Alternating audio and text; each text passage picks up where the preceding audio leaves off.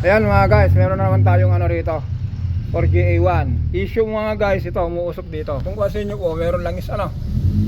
Yan, langis po nyan. Kasi po, ang issue po dito, kung meron yung time po na ito, punta na nga lang natin. Ito po yun, itong diaphragm, ventilation diaphragm. Ito po kasi mga guys, kung pansinin nyo po, malutong na po siya. Ito katulad po niya, nakaangat po siya. Ngayon po, kung sorry. O tama, nakaangat, kung na ganito, nakabaon. Pero kung na ganyan, nakaangat. Nangyayari kung nakaangat mga guys, di ba po, may tinatawag sa bahay minsan na ventilation, yung singaw. Kailangan po ito, close open. Habang umandar yung yung sasakyan, yung naiipon po na hangin sa loob, lumalabas dapat dito. Ang nangyayari dito mga guys, parating naka-open. Ngayon po, kung naka-open po niyan, umuusok po dito, sabihin po ng mekaniko na naman, yan, dito na tayo sasabihin, low-by. Ang target na naman po dyan, sasabihin, ay, piston ring na to sir, ibaba na natin yung makina. Kaya ang ginawa ko dito muna tayo, at saka, tinanong ko muna kay sir kanina kung ilan na yung tinakbo, sabi niya, 100 plus pa lang daw. Sabi ko, wala pa po niyan. Ayun, sabi niya, meron akong dalang ventilation o kaya yung rubber, ikabit mo na lang. Adi yun, eto yung niya, kakabit natin. Tignan nyo mga guys yung difference nya. Ito po, napakalambot. Na yung sinasabi ko po, yung ventilation po, habang umaandar po yung makina, ito po, naglalaro po niyan. Yung naiipon po rito na hangin, inilalabas niya, pupunta dun sa dito. Okay, meron hose dito sa turbine. Yun po, kung minsan mga guys, yung napapansin nyo po na bakit minsan umuusok yung yung makina ko ng puti. Katulad po nito, hindi maiwasan maglalangis dahil po yung dito, itong hose dito, sumasabay po yung ventilation po, may kasama ng langis, lalo kung nakarekta. Kung may kasama ng langis mga guys, tulad niyan, naiunan po ng langis yung yung intake, hinihigop ng intake. Yun, kung nagsalubo yung langis, hangin, diesel, kung nag-burn po siya, kung pumutok na, kalabasan po, mausok na kulay puti. Isa rin sa dahilan po nito. Pero, ulitin natin mga guys, ito po, galing pa Novaliches sir? Yes sir. Yan, galing sila sa Novaliches. Nakita lang nila yung yung YouTube natin na sabi ko nga walang kabuluhan. Pero, pero makasave po kayo rito.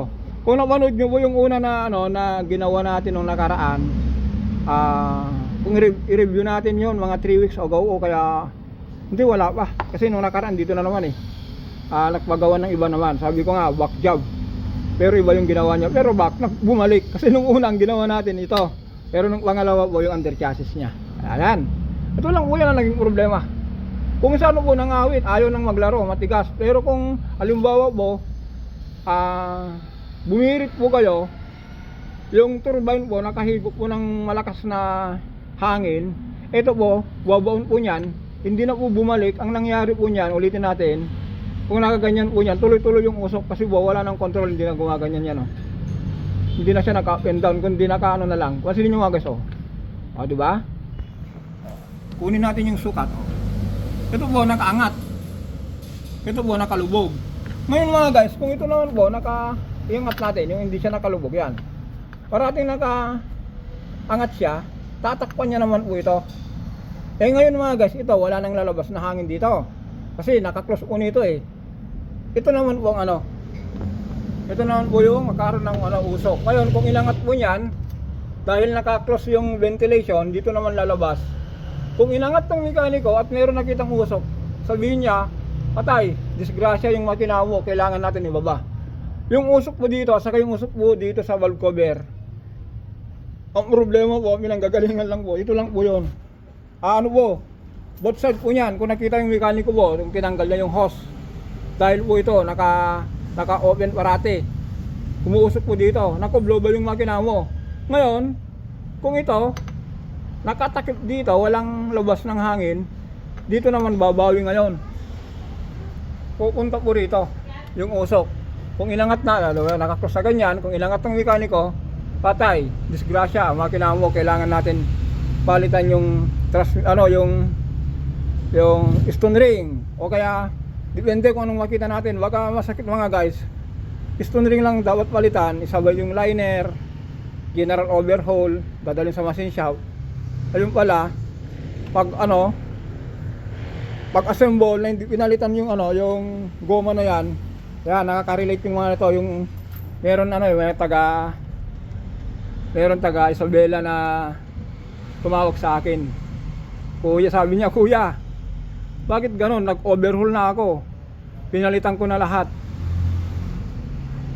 Pag assemble namin, may sirit pa rin dito ng usok, meron pa rin lumalabas. Sabi ko, pambihira ka, nung nasa akin ka, hindi mo ba natandaan yung mga ginagawa mo? I-bypass mo muna ako, o kaya i-condemn mo muna, tanggalin mo muna. Nung nakita, nga, sabi niya, nga kuya, hindi ko natandaan yan. Pero masakit, na-overhaul na. Pero pagkatapos ng overhaul, yung concern ng may-ari andun pa rin. Kaya yan, ano lang po ito, for reminder lang po. Okay mga guys, gamitin na lang natin to. Ano na lang po natin. Ito, ulitin natin. Ito po dapat, yun na, ayaw po. Kahit patungan nyo na ito.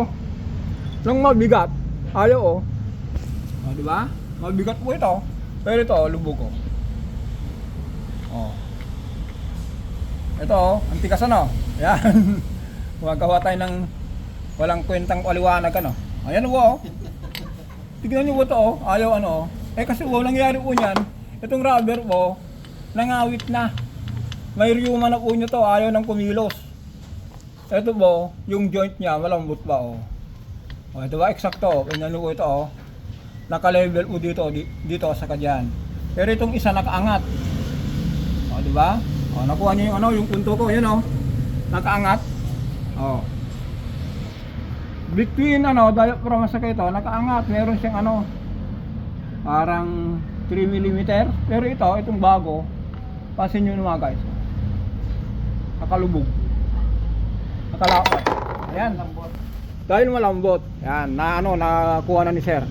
Yung paliwanag natin, kahit magulo, na nagegets na. Kaya yun lang po.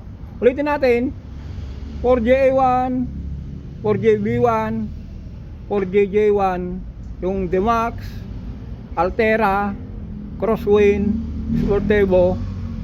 Iisa lang po ang unon, diagnose unon. Kung meron po kayong nararamdaman sa makina nyo po na may konting usok, dito muna po kayo bago kayo pumunta sa makina. Kasi po, yung makina po, kung yun ang nyo, sabi ko nga po, wag muna ipagalaw. May mga tumatawag, baka dyan ka magkaroon ng sakit ng ulo, kailangan mo ng biogesic. Totoo po yun, maraming nagpapagawa na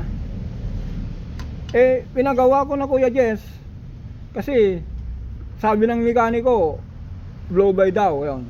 Pinababa niya yung makina, palit ng piston ring, piston, liner.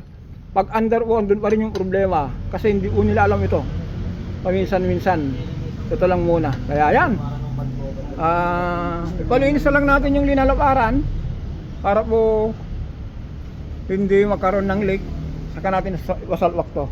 Kaya hanggang dito lang po tayo. Sana yung itong video ko, huwag kayong magsawa. Marami kayong matutunan dito na kababalaghan.